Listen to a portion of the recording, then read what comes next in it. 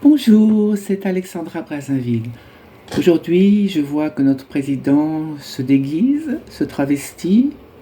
Bon, j'ai un peu de peine parce que je pense à l'image que M. Macron donne de la République française, mon pays que j'aime tant, et de mon peuple, le peuple français qui est un peuple magnifique.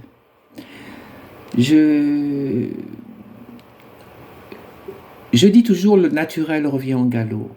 Et malheureusement, je crois que ce que nous voyons là, M. Macron déguisé, c'est bien le naturel. Et c'est bien une certaine réalité de sa vie.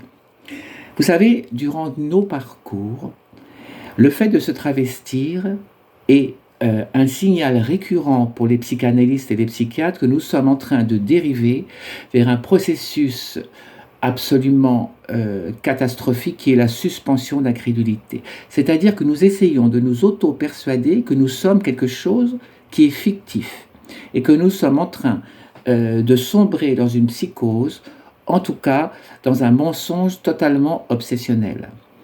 Donc, dans nos parcours à nous, que j'ai vécu, je vous le rappelle, pour le pseudo-hermaphrodisme congénital, les psychiatres estiment que nous devons être égales à nous-mêmes et que bien sûr, nous nécessitons des mises en conformité, nous nécessitons, je dirais, certains actes médicaux, voire chirurgicaux, mais que rien ne justifie que l'on se grime, que l'on se déguise, que on prétende être quelque chose que nous ne sommes pas. En tout cas, pour le moment. Moi, je n'ai jamais, par exemple, porté de vêtements féminins ou je dirais d'éléments comme ça féminins avant ma mise en conformité à 29 ans, 28 ans, excusez-moi, et 6 mois. Parce que pour moi, il s'agissait de respecter un processus médical et de respecter, je dirais, mes parents. Donc, bien sûr, j'étais androgyne, donc je m'habillais par exemple avec des joggings de couleur pastel, mes cheveux étaient longs mais toujours attachés, je n'avais pas de vernis sur les ongles, je n'avais pas de maquillage, j'avais des souliers plats, ce qui d'ailleurs, je vous le rappelle, était la loi française, on pouvait être appréhendé par la police si on était travesti. Donc moi, par exemple, ça n'était pas mon propos. De plus, je veux dire, l'apparence n'était pas du tout le propos de ma pathologie. Il s'agissait bien de mettre en conformité une personne qui était née avec une sphère chromosomique inversée et une sphère génitale qui était non fonctionnelle. J'étais de sexe féminin, mais pas abouti. Il fallait donc rectifier au niveau chirurgical et médical cette erreur, cette confusion de la nature.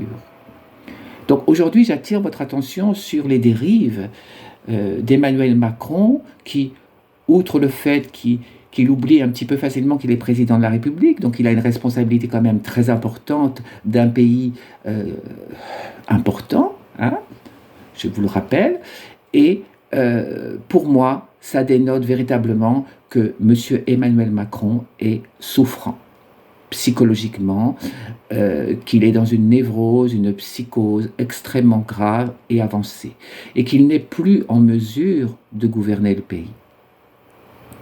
Voilà, donc je voulais faire cette vidéo, je ne suis pas dans le jugement, je ne suis pas du tout dans une attaque quelconque, mais je suis plutôt, si vous voulez, factuellement, dans une constatation et je me demande ce qu'attendent, je dirais, certains acteurs politiques pour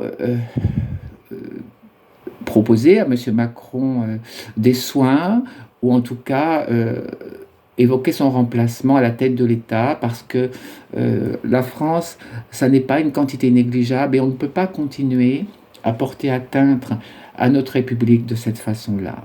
Voilà. Je vous remercie de votre écoute. À très vite. Alexandra Brazzaville.